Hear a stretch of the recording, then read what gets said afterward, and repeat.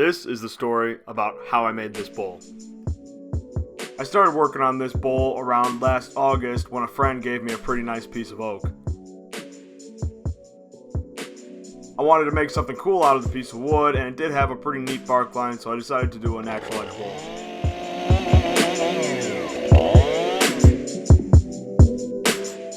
I started it off by squaring up each edge of the log, and after that I made one straight cut along the edge of it to give me a flat side. And because I wanted something to refer to, I decided to take a moisture reading, and it came up at 34%, which is pretty wet.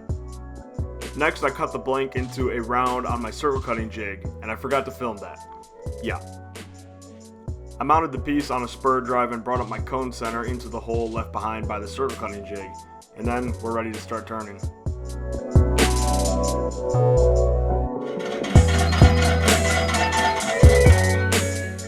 On a side grain bowl like this, I always start my cuts at the center and work myself out to the lip. That way I'm working with the grain of the wood. So to do that, I used a combination of push and pull cuts with the bowl gouge. And here I'm also using a skew to shape a dovetail on the tenon. So now that the outside's done, I need to get to the inside. And to do that, I took out my centers and put it into my chuck. So at this point, I'm ready to hollow it out. Now, I didn't really realize how green this wood was, but as I was turning it, little droplets of water were actually flying off it, and a few of them hit the camera. Now, when I was shaping the bowl, I actually decided to bring the curve a little in at the lip, so it's almost like a donut. This meant that getting into it was pretty difficult with a bowl gouge, so I actually broke out one of my hollowing tools on this, and that helped a lot. Now, whenever I'm rough turning a bowl from green wood, I always like to make sure that my walls are at an even thickness, so I measure them with a set of calipers like that. All this does is help prevent the wood from cracking as it warps. So now that I finished rough turning it, I wanted to try out some new method for drying it. I've already tried out the microwave, it works pretty awesome, so I decided to try boiling wood. So I filled the pot with some water, put it on the stovetop, and I let it boil for about an hour. And yep, I should have seen that one coming.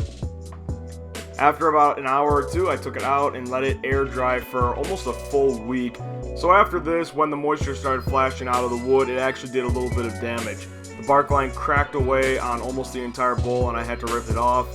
And the end grain also checked slightly, so I stopped it with CA glue and some wax.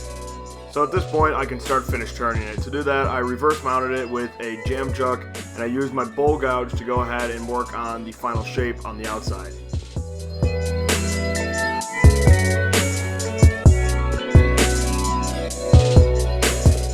I also used my skew to re-true up the tenon, and after that I sanded, starting at 80 grit and working all the way up to 400.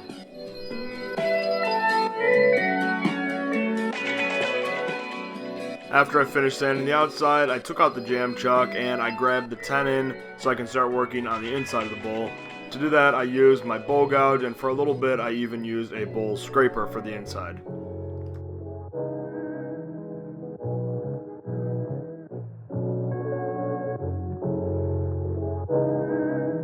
Once I was done shaping the inside, I used my power sander and sanded with the same grits to smooth everything out. Okay, so now let's just stop. Something funny happened as I started working on the inside of the bowl, and I didn't notice it until I started sanding. I saw a little pinprick, just a tiny little nail hole, dead center on the bottom of this bowl. You can kind of see it in this shot right here.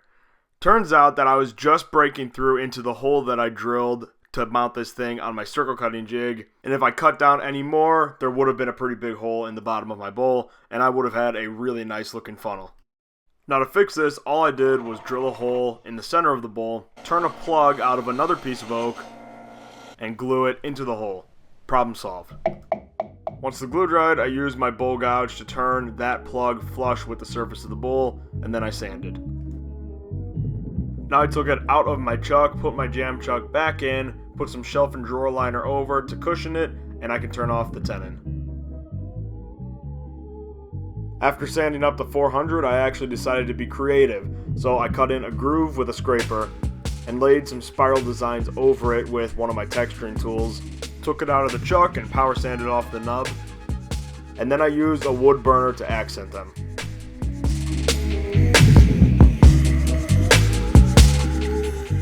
I sealed it all in with a few coats of satin spray lacquer. And that's it. I'm not sure if I'm gonna add boiling wood to my favorite list of wood drying methods. It was successful, I just wasn't too crazy about it.